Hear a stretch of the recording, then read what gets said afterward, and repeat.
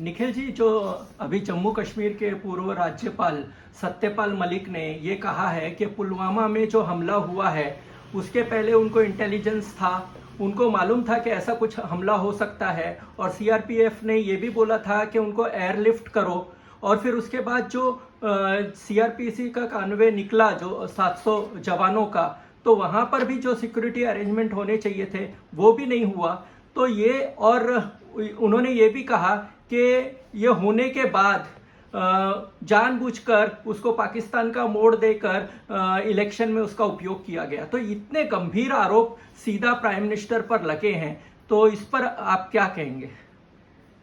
देखो शकील, ये आरोप तो सच है, एक बात तो मानना चाहिए। सत्यपाल मलिक जो है बहुत सालों से राजनीति में है। वो पहले डॉक्टर लोहिया के साथ थे, फिर भारतीय जनता पार्टी में गए, भारतीय जनता पार्टी के उपाध्यक्ष थे, फिर मोदी जी के करीब थे, इसलिए उनको गवर्नर बनाया। और वो जो बोल रहे हैं उसमें सच्चाई तो है, क्योंकि जब ये हमला हुआ, मुझे याद है 2019 में मैंने एक वीडियो बनाया था और उसमें ये सारी बातें थी। मैंने ही नहीं की थी, कई सारे पत्रकारों ने की थी कि ये जो हमला हुआ इसका इंटेल पहले था। 19 बार बताया था हमारे इंटेलिजेंस एजेंसीज ने गवर्नमेंट को, लेकिन गवर्नमेंट ने कुछ नहीं किया। फिर आप जो एयरक्राफ्ट की बात कर रहे हैं, वो जवानों को ले जाने के लिए एयरक्राफ्ट चाहिए था, वो भी नहीं दिया। फिर ये जो आरडीएक्स लेकर जो गाड़ी अंदर घुस गई, ये गाड़ी घुसने कैसे दी? तो सत्यपाल मलिक ये नहीं कह रहे कि ये पाकिस्तान की साजिश नहीं है, वो कह रहे पाकिस्तान की साजिश है। गाड़ी वहां भेजना, आरडीएक्स भेजना, ये सब पाकिस्तानी आईएसआई ने ही किया है। लेकिन हमारे सरकार की, मोदी सरकार की ये जिम्मेदारी थी कि ये रोके। उनको मालूम था, लेकिन सिर्फ लापरवाही की वजह से उन्होंने ध्यान नहीं दिया। और हमारे जो जवान हैं, इनकी सिक्योरिटी की भी कोशिश नहीं की, क्योंकि अगर एयरक्राफ्ट मिल जाता तो ये सारे के सारे जो 40-42 जवान जो मर गए वो बच सकते थे। तो मुझे ऐसे लगता है कि इसकी नैतिक जिम्मेदारी जो है हमारे देश के प्रधानमंत्री नरेंद्र मोदी की है। नरेंद्र मोदी ने अपनी लापरवाही की वजह, अपने सरकार की लापरवाही की वजह इन जवानों को मारा है। और मुझे लगता है इन जवानों के जो परिवार है और देश के लोग नरेंद्र मोदी को इस गलती के लिए कभी माफ नहीं करेंगे। ये बहुत बड़ा क्राइम है, क्योंकि इस तरह से प्राइम मिनिस्टर बिहेव करता है, डिफेंस मिनिस्टर बिहेव करता है और जवानों की जान जाती है। अगर हम दूसरे देश में होते तो आज तक मोदी जी को इस्तीफा देना पड़ता। लेकिन हमारे यहाँ क्या है, हमारे यहाँ तो बिल्कुल हम कहते तानाशाही है, अघोषित तानाशाही है, इमरजेंसी है। तो कोई बोलता नहीं है। मोदी जी अदानी के बारे में बोलते नहीं है, मोदी जी पुलवामा के बारे में बोलते नहीं है, उत्तर प्रदेश में एनकाउंटर्स हो रहे। तो मुझे लगता है इस देश में इतनी खराब परिस्थिति आज तक मैंने मेरे 45 साल की करियर में कभी नहीं देखी है। मुझे लगता है पहली बात तो ये होनी चाहिए कि पुलवामा की गलती की जिम्मेदारी लेकर नरेंद्र मोदी को इस्तीफा देना चाहिए।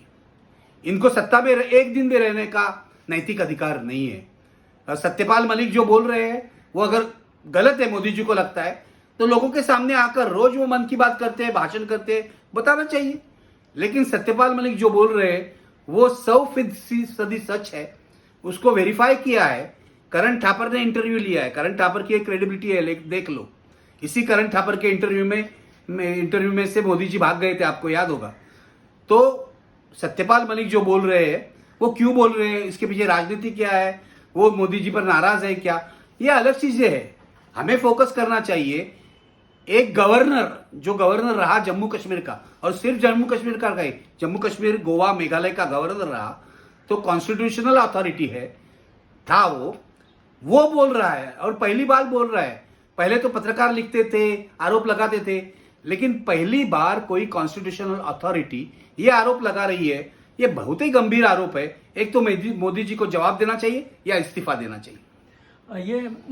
ये इतने 40 जवान मारे गए, और जो नरेंद्र मोदी चुनाव हार रहे थे या उनके खिलाफ जो 2019 में जो माहौल बना हुआ था, तो वो पूरा पाकिस्तान की तरफ शिफ्ट हुआ। तो ये आपको ऐसा नहीं लगता है कि ये जानबूझकर इलेक्शन के लिए ये कॉन्स्पिरेसी रची गई थी? देखो, कॉन्स्पिरेसी रची गई नहीं, मुझे मालूम नहीं, क्योंकि जो जानकारी सामने आई है ये तो पाकिस्तान ने ही करवाया है। लेकिन नरेंद्र मोदी की लापरवाही के कारण इन जवानों की जाने गई है। ये जो पूरी घटना है, इसका पॉलिटिकल जो इस्तेमाल है वो नरेंद्र मोदी ने किया इलेक्शन में। इसके बाद ही बालाकोट हुआ, और बालाकोट और पुलवामा का इस्तेमाल करके नरेंद्र मोदी ने इलेक्शन जीते हैं। तो अभी 4-5 साल के बाद, 3-4 साल हो गए, 4 साल के बाद ये सब बाहर आ रहा है, तो इसको इन्वेस्टिगेट करना चाहिए। मुझे तो लगता है इंडिपेंडेंट अथॉरिटी ने करना चाहिए, कोई सीबीआई, ईडी या इसने नहीं करना चाहिए, एनआईए ने, क्योंकि वो सब सारे नरेंद्र मोदी की चट्टे बट्टे हैं। तो मुझे लगता है कि इसको इन्वेस्टिगेट करना चाहिए, लेकिन कोई करेगा नहीं। जनता सबक सिखा सकती है नरेंद्र मोदी को, क्योंकि जिस प्रधानमंत्री ने हमारे जवानों की जानें ली है उनको तो इस्तीफा देना चाहिए, लेकिन वो अगर इस्तीफा नहीं देते तो मुझे लगता है जनता को इनको पराजित करना चाहिए। ये अभी ये भी आरोप लग रहे हैं कि देश में, जैसे आपने भी कहा कि लोकतंत्र बचा नहीं है और लोकतंत्र के विरोध में सब काम हो रही है, लेकिन मोदी ने तो ना तो कोई कॉन्स्टिट्यूशन में अमेंडमेंट किया है, ना उन्होंने कोई संस्थाएं हैं उनको भंग किया है, या कुछ ऐसा तो उन्होंने किया नहीं है जैसे इमरजेंसी में हुआ था 77 में। तो आप जो ये बता रहे हैं कि लोकतंत्र नहीं है, तो इसका बेस क्या है? बेस ये है कि इमरजेंसी ने, इंदिरा गांधी ने तो ऑफिशियल इमरजेंसी लगाई थी, उसने तो कॉन्स्टिट्यूशनल अमेंडमेंट की थी, आपको मालूम है, संविधान में उसने तब्दीलियां की थी। बाद में जनता पार्टी आने के बाद वो सब अमेंडमेंट जो है वो कैंसिल किए। मोदी जी को ये कोई जारी करने की जरूरत नहीं है, क्योंकि वो ऑफिशियली इमरजेंसी कभी नहीं लाएंगे। वो क्या कर रहे हैं, देखिए आप, गवर्नमेंट से लेकर मीडिया तक हमारे लोकतंत्र के 4 स्तंभ है। एक तो सरकार है, स्टेट है, दूसरा लेजिस्लेचर है, जुडिशियरी है, और मीडिया है। हम मीडिया की बात शुरू करते हैं। मोदी जी ने पिछले 9 साल में मीडिया को क्या किया? यहाँ का जो 99% मीडिया है वो तो उन्होंने खरीद लिया पैसा देके। रोज ऐड आते हैं, एक टाइम्स ऑफ इंडिया को 10 करोड़ के ऐड मिलते हैं, एक्सप्रेस को मिलते हैं, सबको मिलते हैं। तो बीजेपी ने पैसा देके मीडिया को चुप कराया है। इसका मतलब लोकतंत्र का एक स्तंभ जो है मीडिया, वो शांत हो गया, वो खत्म हो गया। और अभी पिछले 9 साल में, ये बहुत ही जिम्मेदारी के साथ मैं कह रहा हूं, पिछले 9 साल में एडिटर्स के जो अपॉइंटमेंट हुए हैं वो बीजेपी या मोदी जी की राय लेकर ही हुए हैं, क्योंकि बीजेपी चाहती है कि हर जगह हमारे एडिटर्स हो। इनके विचारों के जो पत्रकार है उनको ही प्रमोशन मिलता है, उनको ही प्रमोट किया जाता है, वो कुछ भी बातें करते हैं टेलीविजन पर। टेलीविजन के जो बहुत सारे एंकर है वो प्रो मोदी क्यों हैं? क्योंकि एक तो चैनल को पैसा मिलता है, और प्रो मोदी बोलने के कारण इन एंकर्स को भी फायदा होता है। देखो, रवीश कुमार है क्या? रवीश कुमार तो नहीं है, निखिल वागले नहीं है। हम लोगों को तो 2014 में निकाला, क्योंकि हमारा चैनल जो है मोदी जी और अंबानी अलायंस ने ले लिया। फिर आज रवीश कुमार का चैनल अदानी ने ले लिया, वहां सिद्धार्थ वरदराजन भी नहीं है। फिर और सारे जो लोग हैं, अजित अंजुम है या अभिजात है, कोई नहीं है। पुण्य प्रसून वाजपेयी नहीं है। क्यों नहीं है? क्योंकि हम इनके खिलाफ आवाज उठाते। आज मेरे पास अगर चैनल होता और ये पुलवामा होता तो मैं तो पूरे 8 दिन इसके ऊपर कैंपेन करता, चर्चा लोगों के साथ करता, लोगों की राय लेता। तो ये मीडिया का काम है, लेकिन मीडिया ये न करे, इसलिए इन्होंने मीडिया को खत्म किया है। आज का जो गुलाम मीडिया है, पृथ्वी गोदी मीडिया, गुलाम मीडिया है, मुझे तो लगता है ऐसे मीडिया को तो बहिष्कार करना चाहिए। दूसरी बात जुडिशरी की है। आप ले जो जुडिशरी में क्या हो रहा है, गुजरात में राहुल गांधी के खिलाफ जो सुनवाई हो रही है, अपील हो रहा है, उसका जज ही अमित शाह का लॉयर था। सुप्रीम कोर्ट में कुछ अच्छे जज है, नहीं है ऐसा नहीं, लेकिन मुझे लगता है बहुत सारे जज डर रहे हैं। और ये मैं नहीं कह रहा हूं, ये सुप्रीम कोर्ट के चीफ जस्टिस ने कहा है कि बेल देते वक्त जज को डर लग सकता है, वो डर सकता है, पॉलिटिकल प्रेशर आते हैं। पहले तो राफेल केस में वो गोगोई थे, सीजीआई, उनका क्या हुआ देखो, उन्होंने मोदी जी के पक्ष में फैसला दिया, फिर वो राज्यसभा में गए। तो हर एक यहाँ का जो बड़ा जज है वो अगर पॉलिटिकल प्रेशर के अंडर है तो लोकतंत्र कहाँ है? वहां पार्लियामेंट में कोई चर्चा होती नहीं है। अडानी पर चर्चा हुई नहीं है। अडानी पर चर्चा की इन लोगों ने राष्ट्रपति के भाषण को, वो जवाब जो था उसमें की, लेकिन ऑफिशियल सब्जेक्ट लेके अडानी पर चर्चा हुई नहीं है। एनकाउंटर्स पर चर्चा नहीं होती है, लिंचिंग पर चर्चा नहीं होती है, मुसलमानों के सवाल पर चर्चा नहीं होती है। अगर अभी ये निर्मला सीतारामन, वो अर्थमंत्री है, लेकिन वो अभी विदेश गई थी, वहां उसको पूछा गया कि आपके राज्य में मुसलमानों पर अत्याचार हो गए, वो क्या बोली मालूम है? लेकिन मुसलमानों की तादाद तो बढ़ रही है, लोक संख्या तो बढ़ रही है, तो इसका क्या मतलब है? इस देश में 17% मुसलमान हैं, उनका उतना ही हक है इस देश पर जितना हिंदू, ईसाई, बौद्ध या बाकी सारे लोगों का है। तो मुसलमान पर अत्याचार होते हैं तो उनकी तादाद बढ़ती है, ऐसे आप कहते हो? आपको शर्म आनी चाहिए। किस प्रकार की सरकारें हैं? इकोनॉमी खत्म कर दी, डिमोनेटाइजेशन का क्या हुआ देखो। पूरी गवर्नमेंट जो चला रहे हैं वो मोदी खुद चला रहे हैं अपने पीएमओ के थ्रू। जो मंत्री है उनको कोई कीमत नहीं है, मंत्री जी सिर्फ मोदी जी की चमचागिरी करते हैं। मोदी मोदी मोदी इतना ही इनका काम है। तो ये इंदिरा गांधी की जो इमरजेंसी थी उसमें भी वैसे ही चमचागिरी चलती थी, उससे क्या अलग है?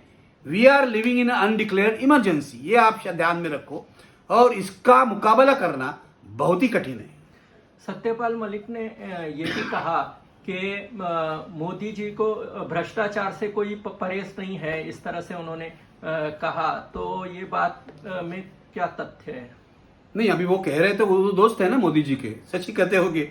अभी नाराज दोस्त है, जब एक आध दोस्त नाराज हो जाता है वो सच बोलता है। लेकिन मोदी जी को मुझे हमेशा लगता है कि मोदी जी कहते हैं कि न खाऊंगा न खाने दूंगा, लेकिन उनके आसपास जो लोग हैं वो तो खा रहे हैं। एक तो अडानी खा रहा है, अंबानी खा रहा है, बीजेपी के सारे नेता क्या खा नहीं रहे? तो मोदी जी का ये ढकोसला है कि न खाऊंगा न खाने दूंगा।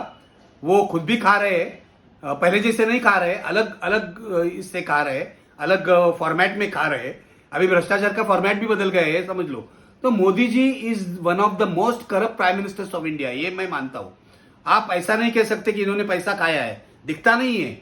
वो सब कानून की चौकट में बिठाकर सब कर रहे हैं। लेकिन मोदी जी करप्ट नहीं है, ये हमारे देश में जो मिडिल क्लास है ना उसका भ्रम है, ये टूटेगा एक दिन। अभी मोदी जी अगर अडानी को सब जगह लेकर जा रहे हैं, अडानी के दलाल बन गए और अडानी को ही परमिशन दे रहे हैं एयरपोर्ट की, माइनिंग की, तो क्या वो धर्म कार्य कर रहे हैं? उसमें कुछ उनको फायदा नहीं है। बीजेपी को जो डोनेशन दिया है अडानी ने, डिक्लेयर करो आप कितना डोनेशन दिया है। ये जो इलेक्टोरल बॉन्ड की स्कीम है पूरी से फ्रॉड स्कीम है, वो बीजेपी को कितना ज्यादा पैसा मिल रहा है उसमें। तो मुझे लगता है मोदी जी का करप्शन ये है। पीएम केयर फंड जो है वो पहले कहते थे गवर्नमेंट का फंड है, अभी तो इन्होंने कोर्ट में जाकर कहा नहीं वो प्राइवेट फंड है, वो एक करप्शन है। ये दूसरा करप्शन है इलेक्टोरल बॉन्ड वाला।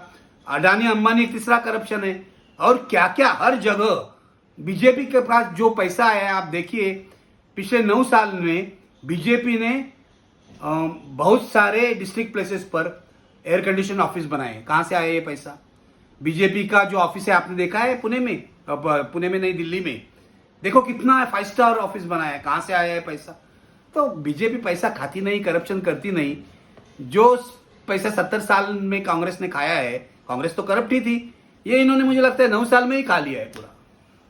और ये अभी ये जो भ्रष्टाचार, इसका पुलवामा का जो सत्यपाल मलिक ने बताया, उसके बाद 2 घटनाएं आई। एक तो अतीक का हत्या हुई और दूसरा है कि अरविंद केजरीवाल पर सीबीआई का।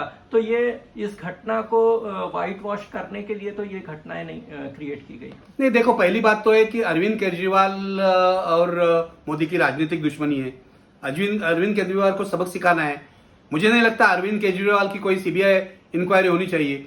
मनीष सिसोदिया भी करप्ट है ऐसा मुझे लगता नहीं। जिस तरह से उसने कुछ गलतियां की होगी उसकी इंक्वायरी हो सकती है, लेकिन Manish Sisodia is not one of the corrupt politicians.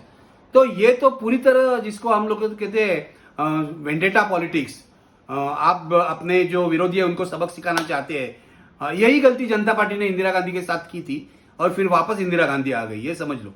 तो मोदी जी अगर रहेंगे अगले 5 साल तो सारे के सारे पॉलिटिशियन जेल में होंगे। मैं आपको बताता हूं, सारे के सारे पॉलिटिशियन और मेरे जैसे पत्रकार जो बोल रहे हैं, तुम भी होगे हमारे साथ, चिंता मत करो। तो मेरा मानना यह है कि अभी अतीक अहमद का लड़के का और अभी उसके भाई का और उसका जो एनकाउंटर हुआ, क्या आप क्या कर रहे हैं? ये इस तरह की कोर्ट की अथॉरिटी जो है, we can't permit any kind of encounter. पहले से मैंने एनकाउंटर का विरोध किया है। एनकाउंटर इलीगल किलिंग है, एनकाउंटर सरकारी खून है, आप दब समझ लो। तो अतीक अहमद गुंडा होगा मालूम है, लेकिन आपको किसने हक दिया गुंडे को मारने का? Police can't shoot it like that. अभी एक जमाने में मुझे लगता है मुंडे जब गृह मंत्री था तो मुंबई में 300 एनकाउंटर किए थे मुंबई पुलिस ने। तो मैंने एक प्रोग्राम में एनडीटीवी के बोला था कि जो 300 लोग मरे उसकी लिस्ट तो दो आप। वो कभी नहीं देंगे, क्योंकि 300 में से मैं पूरी जिम्मेदारी के साथ कहता हूँ 80-90% जो लोग हैं वो यंग बच्चे होते हैं और वो होते हैं गैंग के साथ, लेकिन कोई बड़े गुंडे नहीं होते, वो क्रिमिनल नहीं होते। तो अतीक अहमद क्रिमिनल था तो उसको आपको जेल में रखना चाहिए था, सजा देना चाहिए था। अतीक अहमद का बेटा या भाई किस तरह से मारा है, पुलिस की हिरासत में है, वो अंदर घुस के गोली मारी है। और जिन्होंने गोली मारी है उन्होंने क्या स्लोगन्स दी मालूम है ना, श्री राम के स्लोगन्स दिए। तो ये ऑब्वियस है ये बीजेपी वाले। तो क्या हो रहा है इस देश में? इस तरह से आज ये गुंडे का एनकाउंटर करेंगे, कल ये अपने विपक्षी लोगों का एनकाउंटर करेंगे, उसके बाद ये हमारा एनकाउंटर करेंगे। ये समझ लो, ये हिटलर ने यही किया था। पहले उन्होंने कम्युनिस्टों के जूस के खिलाफ किया, फिर कम्युनिस्टों के खिलाफ किया, फिर लेबर यूनियंस के खिलाफ किया, फिर आम आदमी के खिलाफ किया। ये हिटलर की चाल चल रहे हैं मोदी जी पूरी तरह से। तो मैं ये सोचता हूं, मेरे जैसा जो आदमी है जिसका लोकतंत्र पर भरोसा है और लोगों की ताकत पर भरोसा है, मैं सोचता हूं अभी मेरे जिंदगी में, मैं अभी मेरी उम्र जो है 64 साल की है, 64। मेरी जिंदगी में मानो कि 10 साल है, तो अगले 10 साल मैं लोकतंत्र की रक्षा के लिए लड़ूंगा एज ए पत्रकार और जनरल सिटीजन भी, नागरिक की हैसियत में भी मैं लड़ूंगा और पत्रकार की हैसियत में भी लड़ूंगा। क्योंकि अगर हम लोकतंत्र नहीं बचाते तो हमारे जो बच्चे हैं उनका क्या होगा? हम रशिया में जिस तरह से चल रहा है पुतिन के यहाँ, ऐसी जिंदगी जीना नहीं चाहते। तो हमें लड़ना चाहिए। मुझे लगता है बिल्कुल खराब हो रहा है मोदी जी के 9 साल जो है। मुझे लगता है भारत, पूरा देश अंधकार में घुसा हुआ है और इस अंधकार से अपने देश को बाहर निकालना चाहिए। लेकिन पहले कैसे अन्ना हजारे आंदोलन करते थे, कोई आता था, ऐसे कोई नहीं आएगा। गांधी नहीं आएगा, अन्ना हजारे नहीं आएगा, जेपी नहीं आएगा। अभी का आंदोलन जो चलेगा लोगों की ताकत पर चलेगा और नया जो नायक है, नया जो हीरो है, वो लोगों से ही आगे आएगा, ऐसा मुझे लगता है। तो हम लड़ेंगे, बचेंगे तो और भी लड़ेंगे। बिल्कुल। और हमेशा कहते हैं कि सत्य परेशान होता है लेकिन पराजित नहीं होता। तो इस पर मेरा विश्वास है। ठीक है, शुक्रिया जी। Thank you. धन्यवाद।